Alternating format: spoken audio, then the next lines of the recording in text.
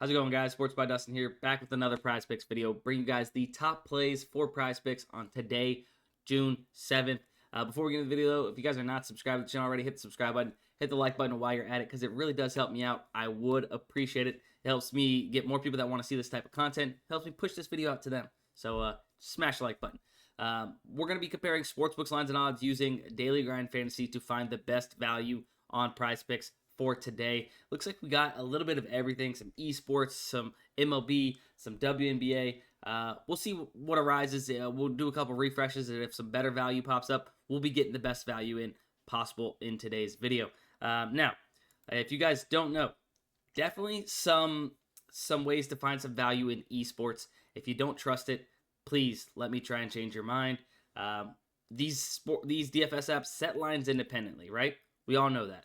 PrizePicks come out with a projection of 7.5 kills. Underdog could be at 10.5. Parlay could be at 4.5. They all set lines independently, right? So let's follow the market. Let's listen to what the market is saying and trust it, right?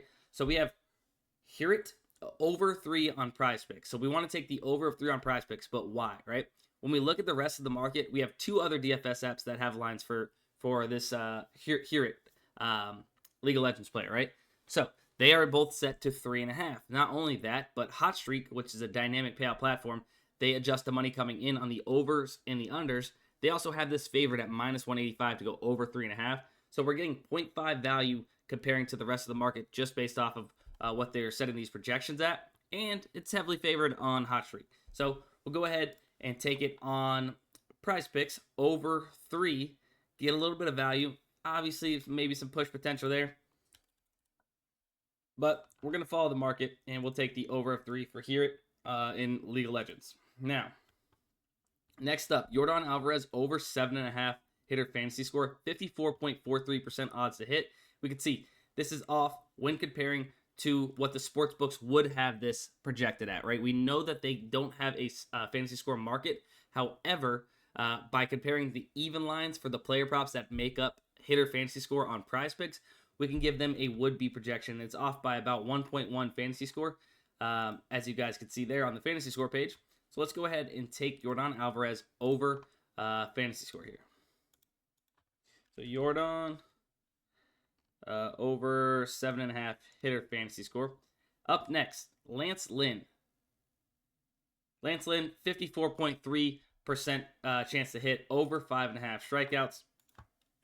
Now this one, we do have some sports books that are giving us lines that we can look into and compare across the market. We have 1, 2, 3, 4, 5, 6, 7, 8 different sports books giving lines on this pitcher strikeout, right?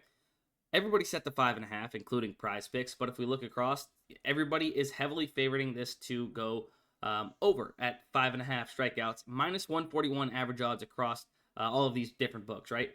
We get this at -119 in a PrizePicks 5 or 6 man flex, so we can go ahead, lock that in, because that's clear-cut value, getting it much lower than the rest of the market at -119.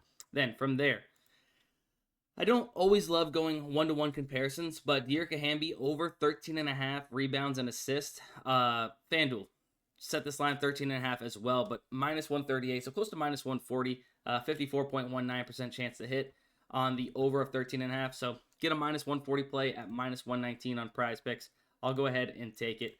Obviously, more data points, the better. So if we could get 3 other sports books in there, that would be best off.